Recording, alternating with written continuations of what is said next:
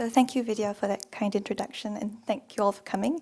So just a few words of thanks before I start. Firstly, thank you to the National Museum for sponsoring this fellowship, and thank you also to the Heritage Conservation Centre, National Archives, Lee Kong Chian Reference Library, and National University of Singapore for enabling me to access the materials, and to Crescent Girls' School, Raffles Institution, and the NUS Yong Lu Lin School of Medicine for allowing me to reproduce images from their collections.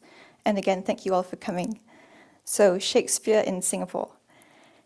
In November 1967, Singapore's then Prime Minister Lee Kuan Yew gave a televised interview in which he fielded questions from foreign reporters. At that point, Singapore had only just established diplomatic relations with Indonesia after the end of the armed confrontation which had taken place between Singapore, Malaysia, and Indonesia from 1963 to 6. When one reporter asked Lee for his thoughts on Singapore's relationship with Indonesia following the confrontation, Lee responded somewhat unexpectedly by asking the reporter if he knew Shakespeare's Hamlet. In Shakespeare's Hamlet, Lee noted, there is a finality after each act. Act 1, Scene 1, then curtains rise. Act 1, Scene 2, and then the next act or scene or so on until the grand finale. Lee argued that the confrontation, in contrast, is not structured like a Western drama and cannot end in such a final manner. Lee observed that the traditional Indonesian shadow puppet or wayang kulit performances are very different to Western plays.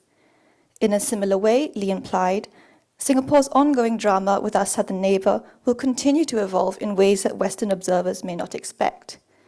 Lee then went on to provide a more substantive analysis of the current state of Singapore's relationship with Indonesia, I think to the great relief of the reporter. His opening allusion to Hamlet, however, did more than just buy him think time. For a start, it emphasized to the international media that this leader of a young Asian nation was well-schooled in both Western and Eastern culture.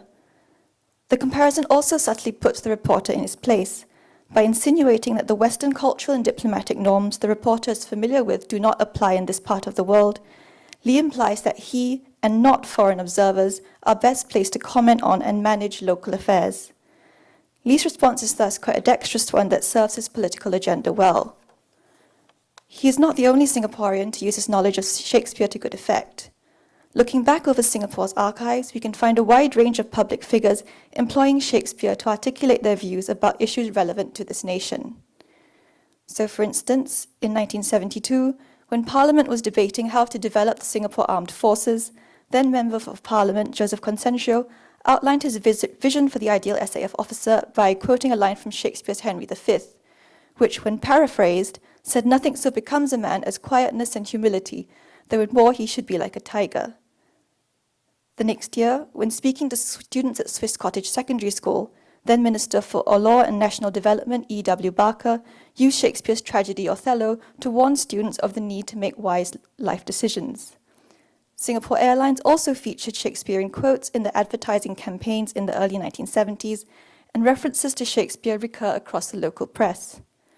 So, for instance, when describing the Singapore River prior to its cleanup in the late 1970s, a local reporter adapted Lady Macbeth. In Shakespeare's play, the tragic heroine, unable to rid herself of the guilt she felt over murdering King Duncan, imagined that her hairs were perpetually reeking with the stench of blood.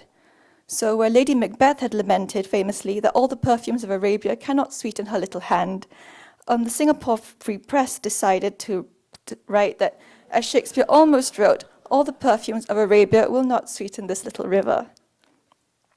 As these examples suggest, English-educated Singaporeans knew their Shakespeare, and they knew him well. The frequency with which Singapore's public figures and the press alluded to Shakespeare in the mid-20th century may initially strike one as somewhat unexpected. After all, the early to mid-20th century Singapore is often perceived to be a survival-driven society, in which, to quote Lee Kuan Yew again, poetry is, I quote, a luxury we cannot afford. While there is growing interest in contemporary 21st century Asian Shakespeare, as exemplified by productions such as Ong Keng Seng's Desdemona, held in the year 2000, and the scholarship and teaching promoted by the Asian Shakespeare Intercultural Archive, there's been relatively less attention paid to Singapore's literary history in the early 20th century. In this talk, I thus seek to draw attention to some of the Shakespearean threads woven into 20th century Singapore's national fabric, exploring how individuals from Singapore's diverse ethnic communities engaged with Shakespeare as this nation transitioned from being a British colony to an independent Southeast Asian state.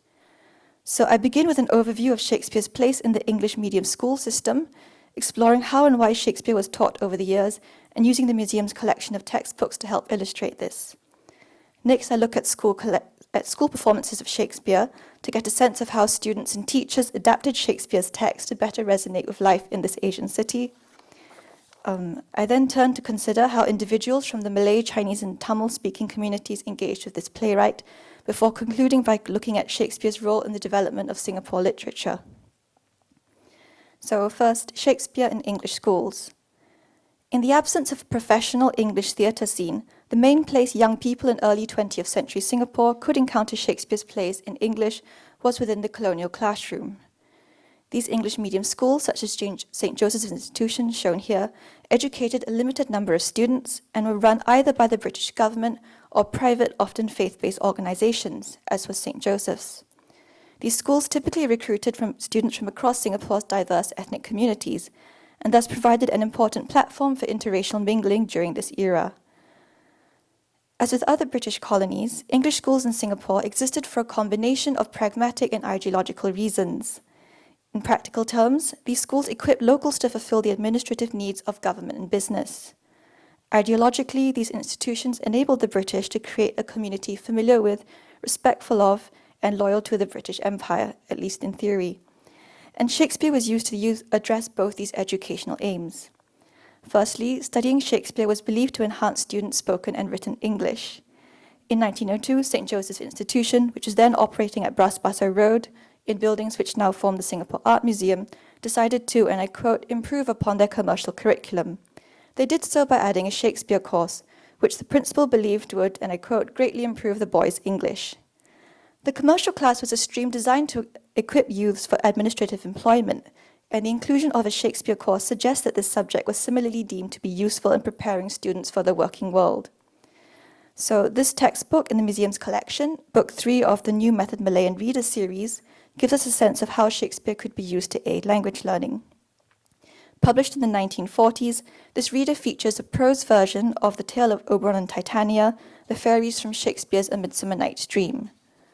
So the idea is that the class reads the story, paragraph by paragraph, and learns the vocabulary items that are given at the top, in this case, fair hair, servant, and the phrase laugh set from context.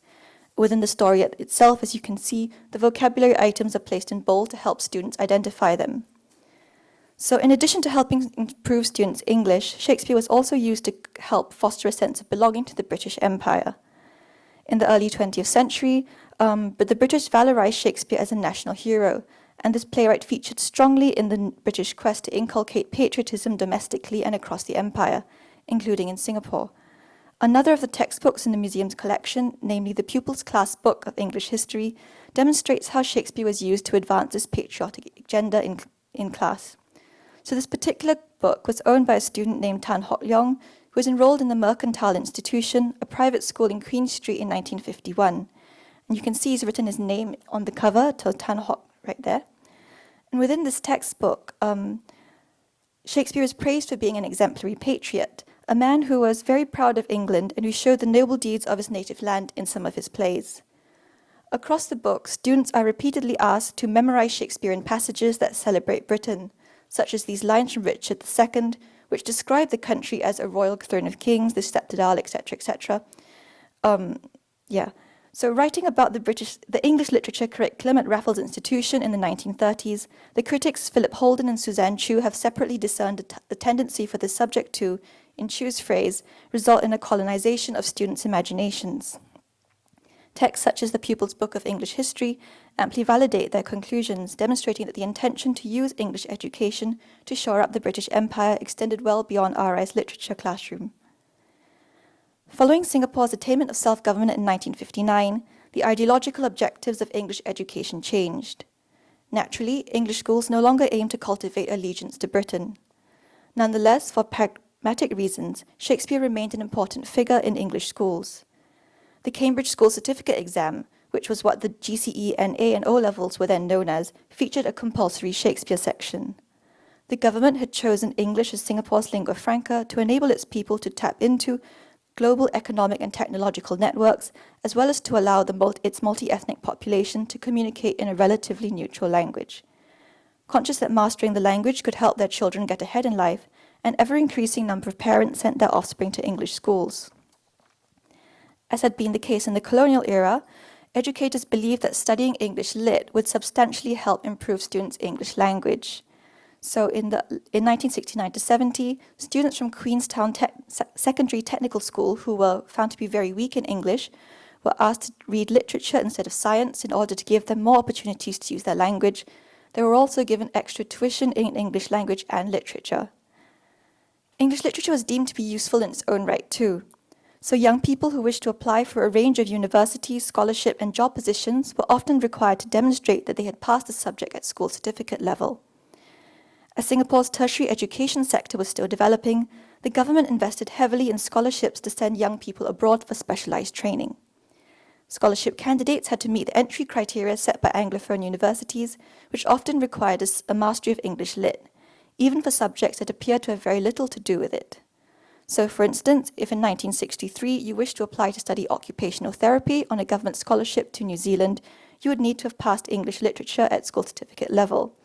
You would get preference given to you if you had also passed it at A level. Young people who wanted to study radiology in 1961 were likewise advised that they must possess a school certificate or equivalent pass in English Lit. Job seekers hopeful of a position in sales or book publishing were also required to prove that they had obtained a credit in this exam. So given the practical value of passing literature, a range of Shakespeare-related activities developed outside schools to help students master this important yet challenging author. Chief among these was Shakespeare Week in 1959, where schools and organizations collaborated to put on a full week's worth of Shakespeare events. Across the 1950s to 70s, there were also Shakespeare performances by amateur groups such as the Stage Club, and over the decades the club's done a lot to make Shakespeare more accessible to schools. So this poster is from a 1964 production of Twelfth Night, held to commemorate the 400th anniversary of Shakespeare's birth. As you can see, the group specifically organized student performances. In addition, across the mid-20th century, Radio and Television Singapura, which is the predecessor of MediaCorp, put Shakespeare plays and programs on public radio and television. Cinemas offered concession rates on Shakespeare films for students, and organizations including the National Museum and National Library Board held Shakespeare film screenings and talks. The New Nation newspaper, which is no longer in operation, published weekly educational broadsheets providing analyses of Shakespeare plays, and there was a thriving, if rather controversial, business in Shakespeare guidebooks. So looking at Shakespeare's place in the Singapore school system from 1900 to 1975, one is tempted perhaps to conclude that in some ways, the study of this playwright directly contributed to pumping Western culture into local students, creating generations of so-called Western Oriental gentlemen or gentlewomen who had lost contact with their Asian roots. And while there is, I think, some truth in it, I think this is not the whole story. And while Singapore-based educators may have been keen to teach students Shakespeare, they were also cognizant of the value of introducing students to Asian culture and attempted to provide students with a more balanced literature curriculum, both before and after independence. So, for instance, when we look at the 1939 education code for the Strait Settlements, we see that while the syllabus does specify that students should read tales such as Lamb's Tales from Shakespeare, which is a simplified prose version of Shakespeare's plays, they were also encouraged to use localized textbooks such as the MPH Dramatic Readers. These readers were a series of short classroom plays mainly set in Asia and written by the multi-ethnic members of the Singapore and Johor Teachers Association. First published in 1932, these readers continued to be in use until the 1960s at least. The new method Malayan readers, which I mentioned earlier, also strove to provide students with a more multicultural reading experience. So Book 3, for instance, begins with a Malay folktale about the mouse deer and crocodile, before students explore the tale of Oberon Titania, which we saw earlier. The cultural medley then continues across the book, as students read Indian and Arabian legends alongside the tale of Alexander the Great, a figure revered in both East and West, and particularly within Malay culture. The quest to provide students with a more balanced literary diet gathered strength as Singapore prepared for independence, with the Ministry of Education seeking to Malayanize school syllabuses and textbooks from the 1950s onwards. Shakespeare remained a compulsory part of the school certificate exam, as I mentioned earlier, but the syllabus documents produced by the ministry show that policymakers were committed to supplementing British writing with more local material. Led by Mr. Philip Liao, a long-serving educator who eventually became principal of Raffles Institution, the Ministry of Education's English Language and Literature Subcommittee produced a recommended book list in 1960. This list advocated that prior to studying Shakespeare at the equivalent of Secondary 3, students should spend their lower secondary years exploring Asian-themed texts, such as Lady Precious Stream, a play set in Tang Dynasty China, the legends of the ancient Malay hero Hang Tuah, and Seamus Fraser's The Crocodile Dies Twice, a short novel set in post-war Singapore and written by a teacher at Victoria School. This multicultural emphasis continued at the pre-university level. So the 1958 syllabus for higher school certificate, or A-level English literature, encouraged students to compare Asian art forms such as the Malay bangsawan, the Indonesian wayang kulit, and the Chinese wayang with Greek drama. The 1958 syllabus also encouraged science students to broaden their horizons by reading translations of Chinese poetry, the works of the modern Indian writer Tagore, and the ancient Persian author Ferdowsi alongside texts by Shakespeare. This commitment to introducing students to a wide range of cultures extended beyond the literature classroom. In response to the government's Malayanization drive, Federal Publications, a company based in Singapore and Kuala Lumpur, produced a series of English language textbooks known as the Federal Readers.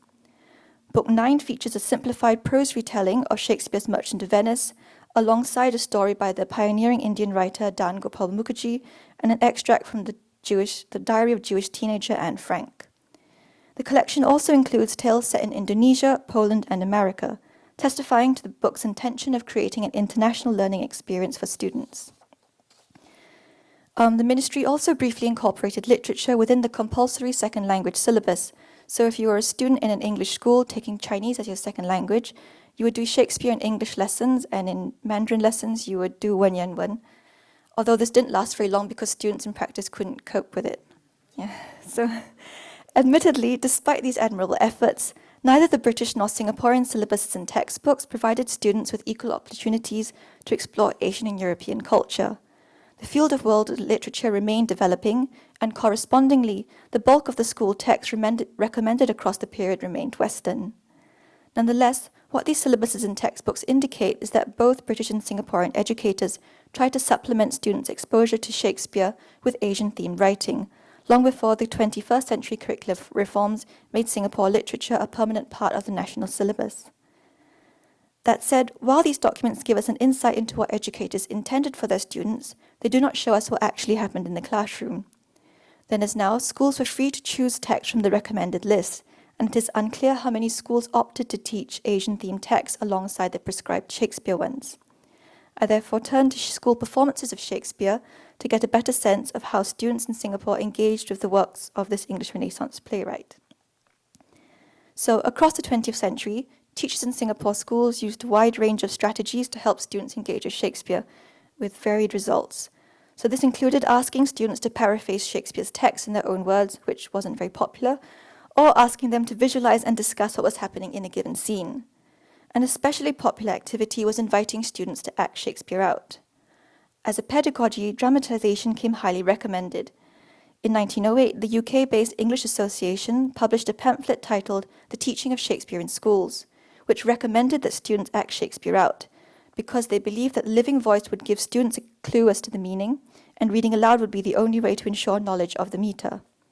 This pamphlet and the performance pedagogy it promoted would prove to be most influential in Singapore, with the 1936 Education Code for the Strait Settlements recommending it as a valuable guide for local teachers.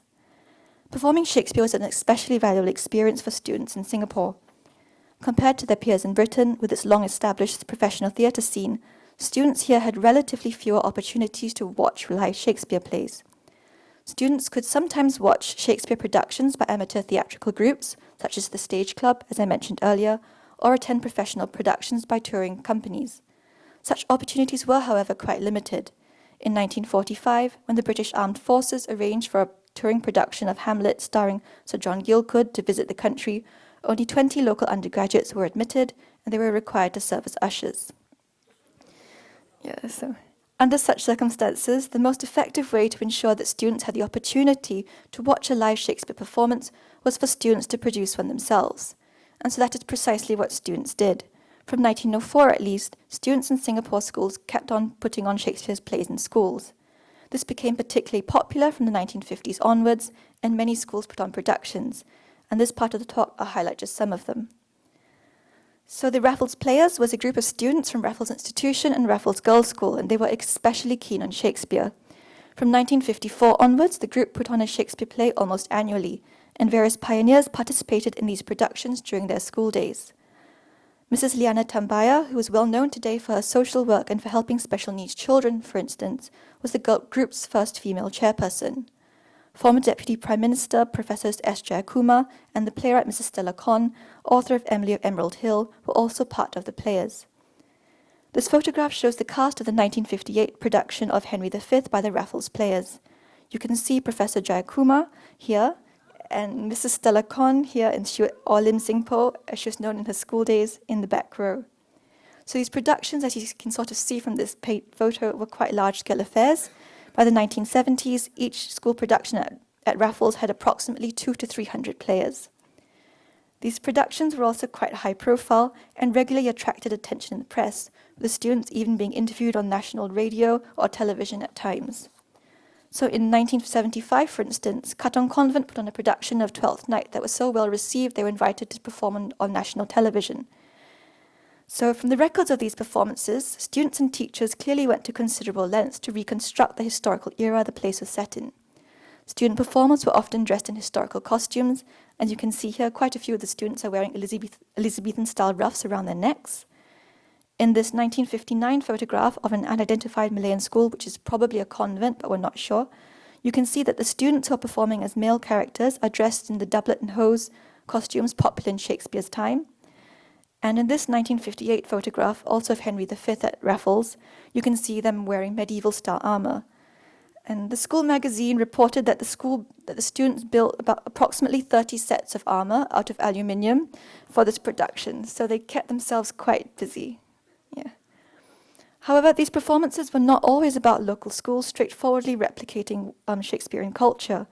When we look at surviving records, it becomes apparent that on multiple occasions, schools have seemed to have quite creatively incorporated Asian elements within their productions. So, for instance, this is a photograph of a 1970 production of A Midsummer Night's Dream by the Raffles Players.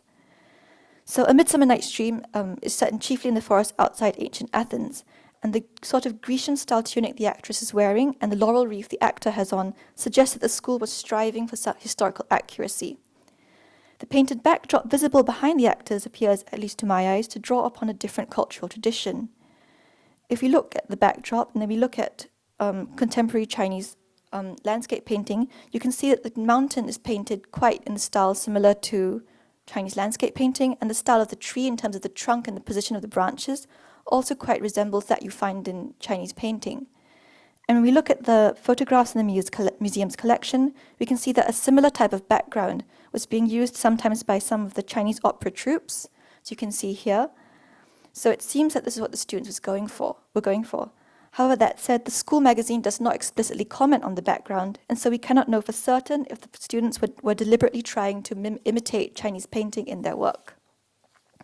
Nonetheless, members of the audience may well have recognized the parallels between Chinese wayang, Chinese painting, and the backdrop. In A Midsummer Night's Dream, the forest outside Athens is an enchanted place. For audience members familiar with Chinese paintings, the sense that the lovers had entered a magical space would perhaps have been enhanced by the unexpected sight of Singapore students dressed in Athenian costumes, declaiming Shakespeare's lines before a background that looked rather more Asian than Greek. On other occasions, students use Asian-style costumes. So this is a photograph taken from a 1958 production, also for Midsummer Night's Dream, by Crescent Girls' School. And while some of the characters appear to be in Western dress, others seem to be wearing the flowing silken robes reminiscent of the sort worn by Chinese wayang performers. And in this case, we know for certain that the girls were wearing Chinese costumes because Professor Ko Tai-an, currently of the Nanyang Technological University, was a student at Crescent Girls at the time and participated in school drama. In a published talk, Professor Ko recalls that the cast were indeed wearing Chinese opera-style costumes, here as well as in another production of Macbeth. Singapore schools use Southeast Asian attire at times too. In 1962, the student teachers of the Singapore Teachers Training College, or the forerunner of the National Institute of Education, mounted a production of The Tempest where the players wore Malayan costumes. They also used Malayan setting and music. At times, students even rewrote Shakespeare in Singlish. An informal version of English, which, as anyone who's lived here for any time would know, combines English with Malay, Chinese, and Tamil. And Mrs. Rosie Lim, who was an amateur actress and mother of the playwright Stella Kon, taught at Bartley School briefly in the post-war years. In an oral history interview, Mrs. Lim recollects working with her students to produce an adaptation of Pyramus and Thisbe, the play staged within the play A Midsummer Night's Dream. Lim's daughter, Mrs. Stella Kon, who watched the performance as a child, recollects that it was staged in what she describes as wayang style and with a dialogue in Singlish. Mrs. Kon notes that the use of Singlish on stage was considered a breakthrough for the time. Mrs. Kon also recalls that watching the Bartley performance inspired her to write a play she called The Tragedy of Romeo and Juliet. So this was an adaptation of Romeo and Juliet in rhyming couplets, and Kon likewise describes it as being written in Singlish.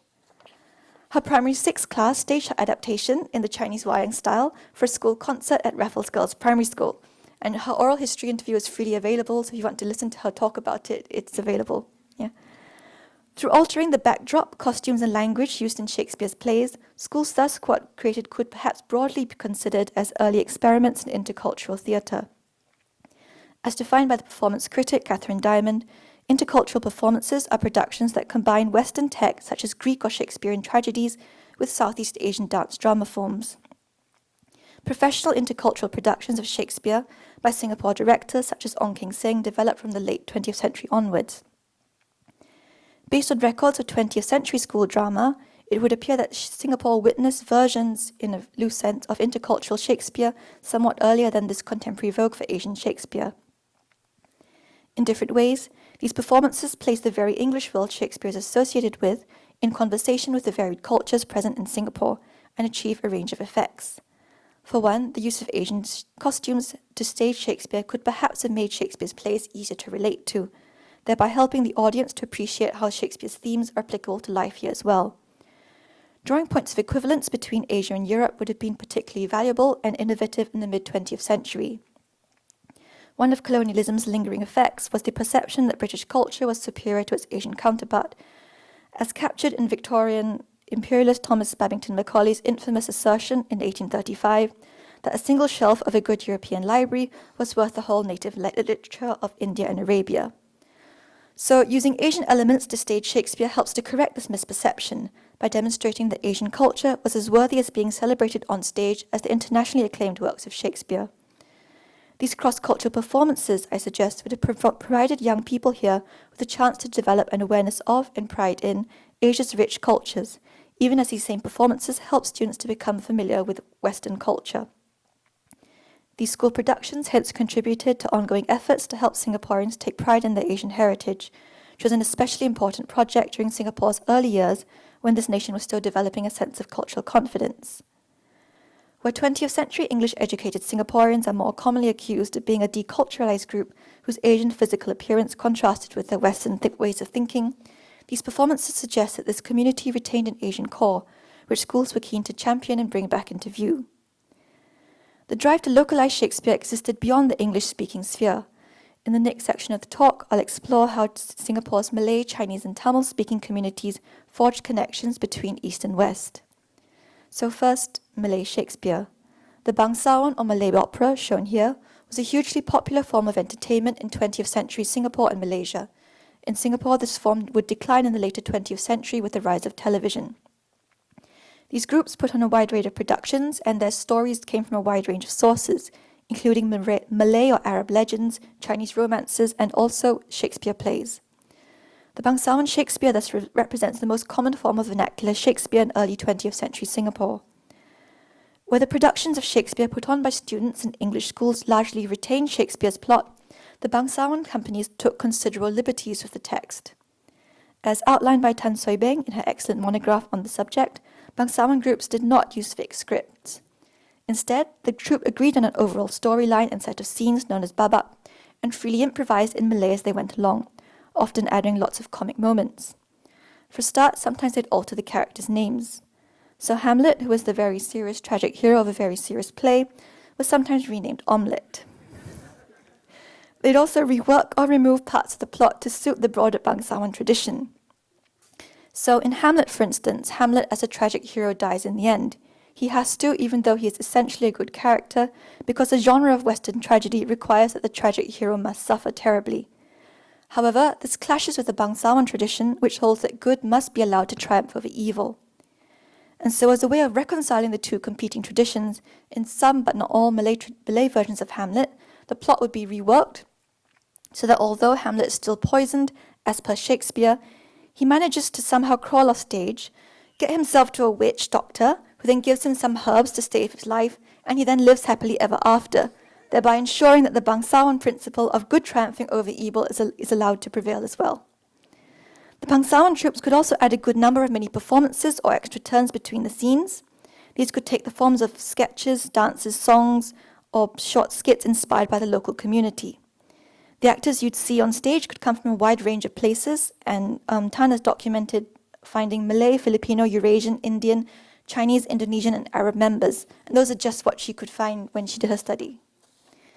News reports suggest that Bangsawan Shakespeare was as profitable as it was popular, with patrons and audiences coming from across Singapore's diverse communities, most of whom could understand at least basic Malay. Bangsawan Shakespeare thus shows how Singapore's Malay-speaking community creatively adapted English literature to create its own unique form of cultural expression. Next, Chinese Shakespeare. There is a long history of studying, performing, and translating Shakespeare in China that dates from the 19th century at least, as theatre historians such as Alexander Huang have documented. Singapore would have to wait until the early 1980s for its first full-length Chinese language adaptation of Shakespeare. However, on at least one occasion in the mid-20th century, Shakespeare was translated into Chinese too. So Datuk Lok Wan Tho founded and ran the Cathay organization in cinema, which is still in operation down the road from here. And so this photograph shows the Cathay cinema as it looked like in the late 1930s.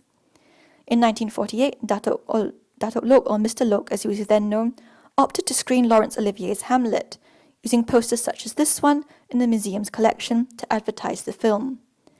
Surprisingly, this English-language movie was a smash hit, with the press reporting that the film generated the Cathay Cinema's heaviest advance booking since its opening.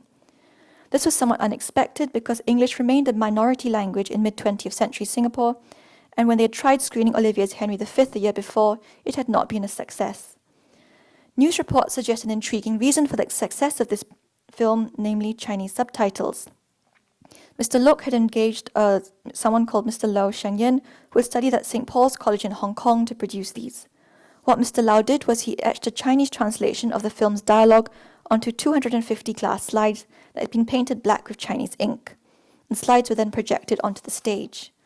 So, for instance, this four-character Chinese phrase was used to summarize about 15 lines from one of Hamlet's many monologues. Using the subtitles to summarize and convey the essence of the scenes rather than reproduce a direct translation of each line made practical sense, for it minimized the number of slides the projectionist needed to manage.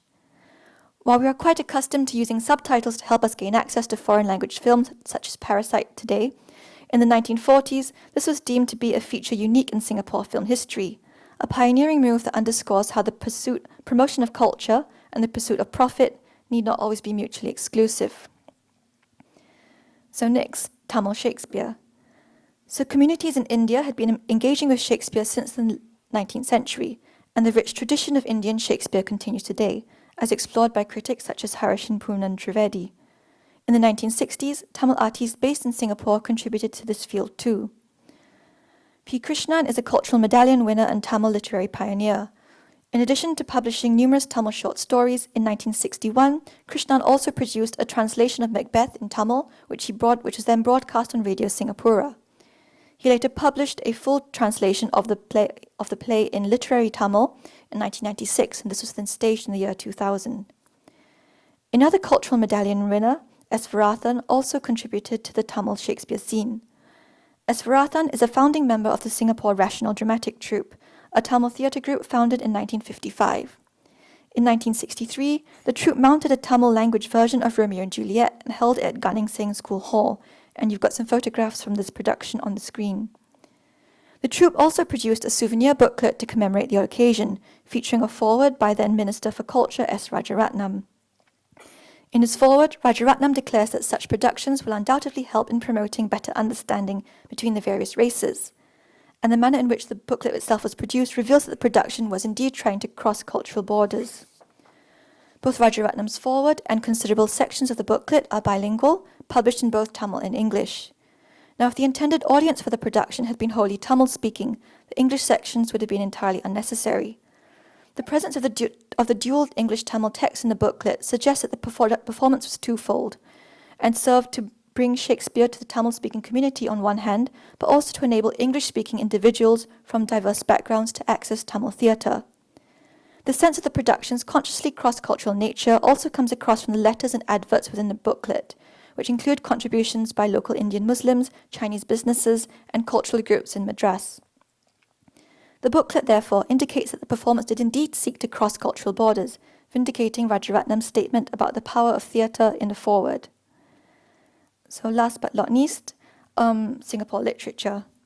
In addition to contributing to Singapore's performing arts, Shakespeare also had a small part to play in the early development of Singapore's multilingual literary scene. The Cauldron was a literary publication started in the late 1940s by the medical students of the King Edward VII College of Medicine, the forerunner of the Yong Liu Lin School of Medicine at NUS. When the medical college merged with Raffles College to form the University of Malaya, or NUS as now known, the Cauldron became the New Cauldron. Between them, the two journals are acknowledged as early cradles for the emergence of Singapore literature. The New Cauldron, in particular, was where literary pioneers such as Edwin Thumboo published his early work. Across the two journals, the students explored a wide range of literary traditions. Though most of the submissions were in English, you can also find text written in Chinese, Malay, and Tamil, as well as pieces on Persian poetry and so forth. So overall, the two cauldrons effectively function as cultural melting pots, where young people explore and experiment with a diverse range of literatures. What is perhaps not that well recognized today is that Shakespeare provided one of the early ingredients in the cauldron's history. So this is the full cover of the Cauldron from 1948, which, as you can see, features three witches around a cauldron. The caption at the bottom is taken from Macbeth and ends with the immortal couplet, double, double, toil and trouble, cauldron, fire burn, and cauldron bubble. The presence of this quotation on the cover page suggests that the cauldron the journal is named after is therefore a Shakespearean one. Over time, the Shakespearean scene and quotation are reworked and eventually replaced, as they too dissolve into the multicultural melting pot curated by the undergrads. Though fleeting, Shakespeare's presence in this journal gestures towards the creative relationship individuals in Singapore have long had with Shakespeare, as the undergraduates creatively adapted the Shakespeare education they had received in colonial schools to create a literary journal that would help to lay the foundations for the emergence of a multicultural Singapore literature. Overall, looking at how English students, Malay bangsawan troupes, Chinese cinema entrepreneurs, and Tamil artists engaged with Shakespeare, it becomes clear that in some ways at least, Shakespeare helped to bring people in 20th century Singapore together and strengthened Singapore's regional ties to Malaysian, Chinese, and Indian cultural networks. This is not to say, however, that Shakespeare provided the perfect conduit for cultural or creative development. In some ways, these Shakespeare-related activities reinforce societal divisions. For one, English education was only available to a very limited, if growing, number of students, particularly at the tertiary level. And while most individuals in 20th century Singapore could understand basic Malay, the bangsawan productions would still have been more challenging for the more recent immigrants to understand. The use of Chinese subtitles in the 1948 Hamlet did make Shakespeare more accessible, but only to those who could read rather than speak Chinese and who could afford to go to the cinema. Nonetheless, despite these limitations, as I hope the examples discussed have shown, Shakespeare can be said to have contributed, in however small a way, to creating the unique blend of cultures that distinguishes Singapore society today. The Singapore story, I would suggest, is therefore even richer, more multicultural, and more literary than has henceforth been realized. Thank you.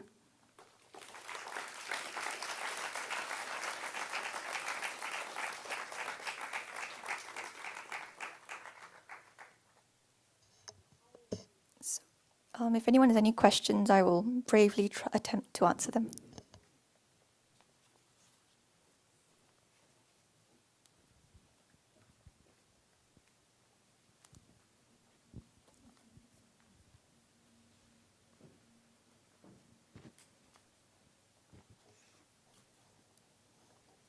Gentleman, there is one.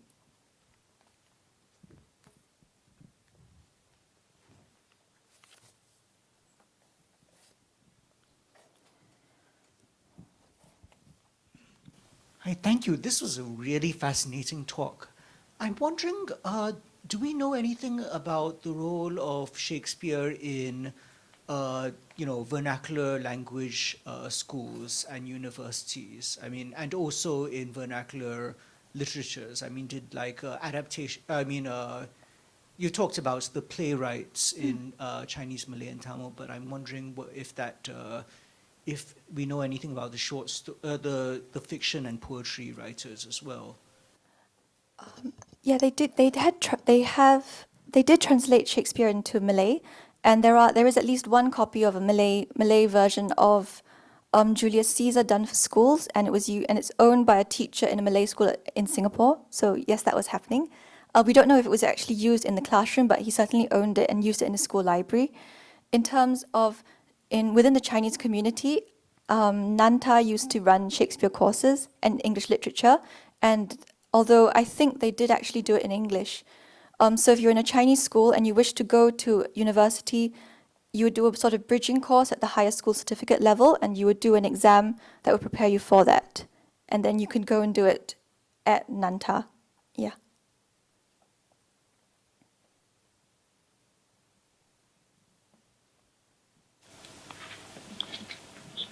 It's all right. Thank you. I wanted to say thank you so much. It was really interesting to see the wide spectrum of material you touched on. I was wondering, aside from the university's archives and collections, did you look at anything else? To perhaps look at the way that Shakespeare was presented by the early school structures and systems. Thank you very much. So how Shakespeare's was presented in schools. I think it was a combination. Basically, it splits into two. So you've got on one hand people who use Shakespeare very much as a patriotic figure. So St. Joseph's Institution has a record of their school speech day in the early 20th century, where they had a British Union Jack on stage supported, and that underneath that was a bust of Shakespeare, and that was what they used on stage for their prize giving, and it's reported in the press. Actually, the first Shakespeare production I've been able to find in Singapore was at Raffles Girls' School in 1904. That was Richard II, and it was held as part of Empire Day, which was used Victoria Day or Empire Day, which was used to celebrate the British Empire. So that was one key strand in the way Shakespeare was used. But again, it was also used to help students it was also used to help students just develop their language skills and so it wasn't all about colonialism. It was also used for less invidious purposes too. Yeah.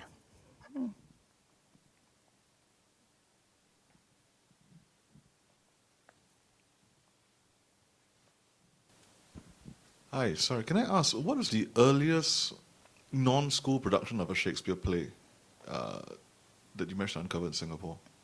And were there any locals involved at all? Or was it just a purely an expatriate sort of enterprise? Well, I was focusing on schools in this project, but there were a few examples of. There was at least one Shakespeare production by the European community prior to 1923. William Makepeace writes about it in his book. There was also a 1925 production by the Chinese Association. So they put on Merchant of Venice to raise funds to build Singapore Chinese Girls' School. And that was from the photographs in the press, it looks entirely local, but I can't be sure because it's a bit grainy. Yeah.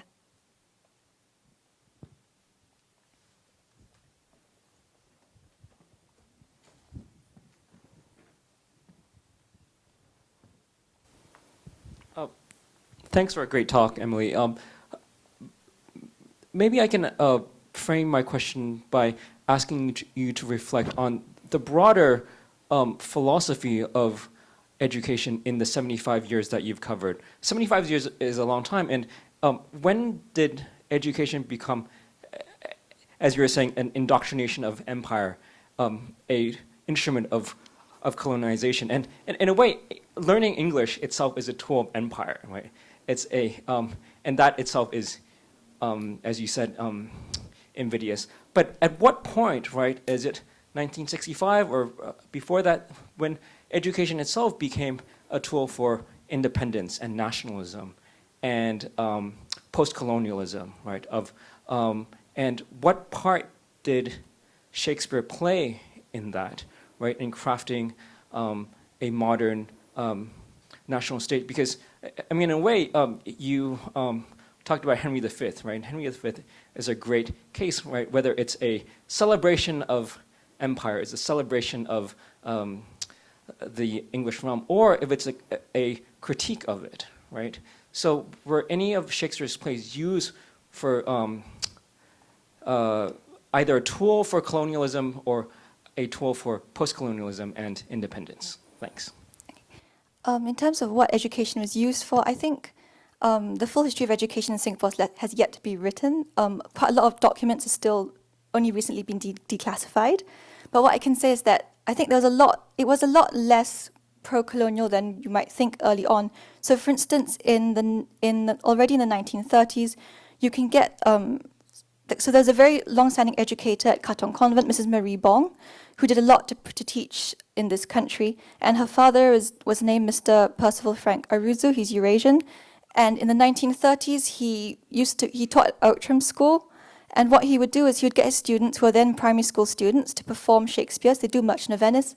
But because his students are mostly Chinese, because Outram was near Chinatown, he would also invite them to perform Chinese-themed plays. So he used Lady Precious Stream, for instance, and when he could find nothing, he actually wrote his own plays. So he wrote an entire play set in China for students to perform. And so if you were a student of Aruzu's at that time, you would have quite a bicultural experience. You'd be learning Shakespeare from him, but you'd also be learning to take pride in Asia, and you'd be performing that on stage as well. So I think from much earlier on than we currently might perhaps assume, educators were sort of subverting colonialism, but not in an obvious way. It's just in the terms of things that they do in class to give people multicultural experiences. Yeah. So I can't remember the second part of your question. Okay.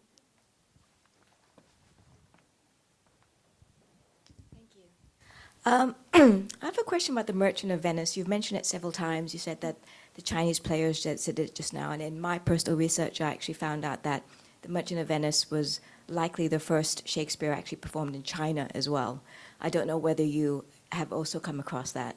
But I'm wondering, do you have any insight into why that play might have been chosen? You know, why was it seen to be particularly resonant in Singapore? And in terms of, I'm sure you've done a tally of the various plays of Shakespeare plays which have done here, like what keeps coming up again? Like what do you think people were drawn to in terms of, you know, his whole catalogue of plays? Thank you. Okay, on The Merchant of Venice, I think Alexander Huang has done a lot of work on that. And in his book on Shakespeare in China, he talks about how he links it to the role of the female lawyer, because Merchant of Venice has, you know, as you know, Portia is the female lawyer, and she's a very strong character. And so it's a figure for reformation and reform. And I think you can definitely see that in the 1925 production by the Chinese Association here, because they were using it to raise funds for the Singapore Chinese Girls' School. And, you know, Peranakan culture traditionally does not accept women, does not allow women to go outside of the house. And so Singapore Chinese Girls' School was groundbreaking in allowing women to go out of the house. And I think that performance helped to show, because they actually used a female actress for that production, and that was unusual because, again, straight Chinese men do not usually allow their women to do things like that. So it was a groundbreaking production, and I think that was used to advance female rights and to become more progressive. Yeah. In terms of what was picked up more in Singapore, I think to a large extent it is driven by the exam board, which is set across the empire, unfortunately. So you'll notice that the schools will repeatedly only stage the play that was on the school certificate exam that year. Yeah, and I think there's one case in which the students at Raffles Institution wanted to do something else one year, but all the secondary 4 students protested, so they had to scale back and do the exams. So I would like to say there's a thematic reason, but unfortunately I haven't been able to find one. Yeah.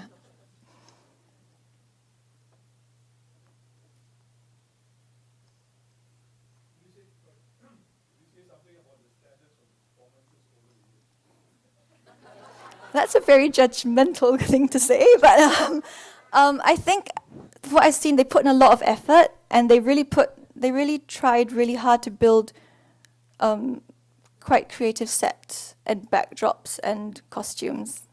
Yeah. Beyond that, I would not like to comment. Yeah. However, if you do read this, it's interesting that you mentioned that, because when you read the students' own writings, like you look at school newsletters, often they're the harshest critics of themselves. Because if you read the national press reports, the national press is always very kind to the students. They say that these students did this, it was wonderful in these ways.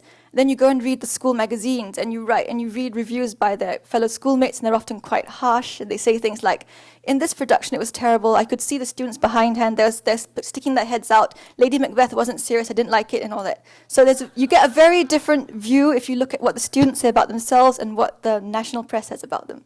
Yeah.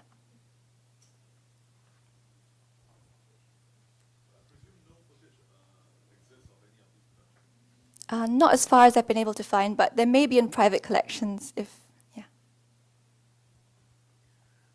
My compliments on the excellent talk, Dr. Soon. I really enjoyed it. Thank you.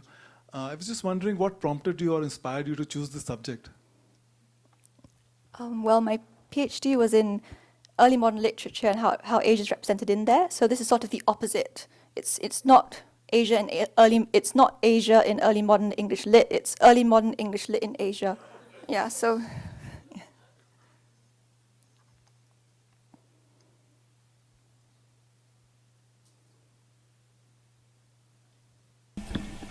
Is there a reason why you stopped at 1975? Time, basically. Yeah. If it had been a 1 year, if it had been longer, there would have been more time. But yeah.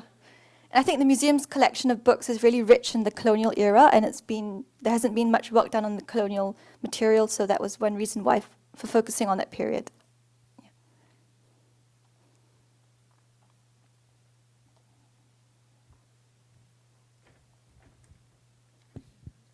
Hi, Dr. Su. Thank you so much for the talk. It was really interesting. As somebody who studied English literature in this millennium, what do we call it, this century, I was really, really shocked to hear that Shakespeare was once something that people studied to be employed. I mean,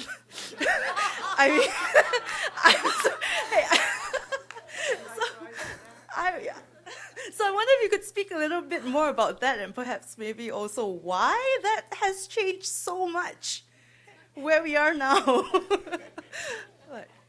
Yeah, well, people also used to study Latin, so if you wanted to be a medic, you used to study Latin as well. So I think basically it comes down to the general shift in education internationally. So initially it was very strongly humanities dominated. It was that, and the humanities remained the thing to study until roughly about after the World War II. After World War II, the sciences started to develop. So I think it's a residual thing in that, because for the first half of the 20th century, everyone believed that to get ahead in life, you needed to study the humanities. That was how the job system was set up, and so all the recruitment was based on that. Then increasingly after the war, when people started to believe that sciences were more important, very, very slowly things started to change. But I think also for recruiting international students from Singapore to go to overseas universities, I think they were using English literature, I would guess, as a proxy for your standards of English language. So I think when you keep seeing the overseas scholarship things, and they keep saying if you're from Singapore or Malaya, you need to have a credit in English lit.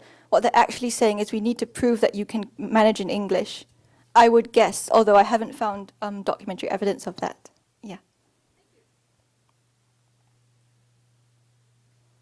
We can take one more question.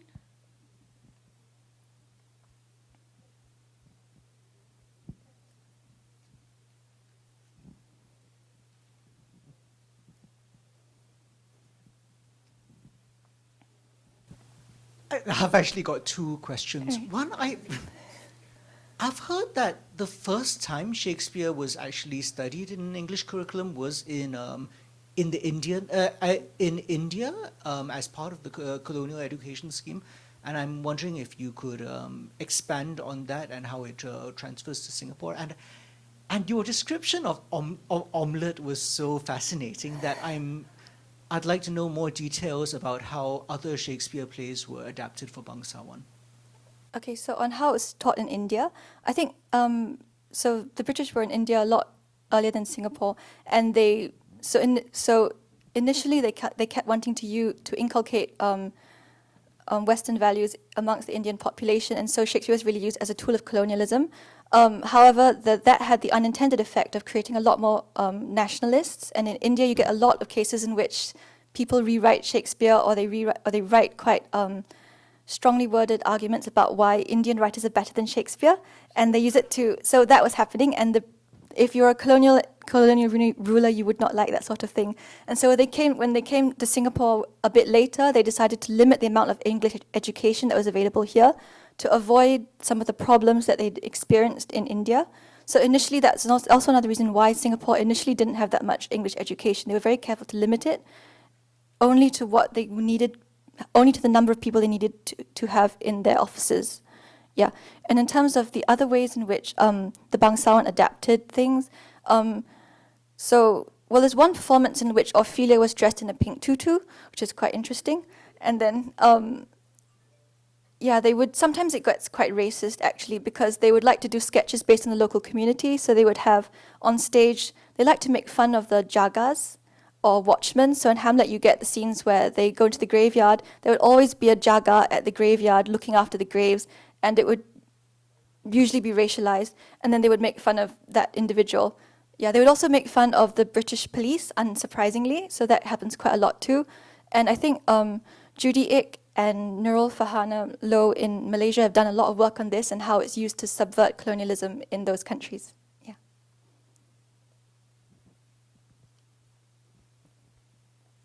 So I take it that you have no more questions? Okay, let's give a big hand to them.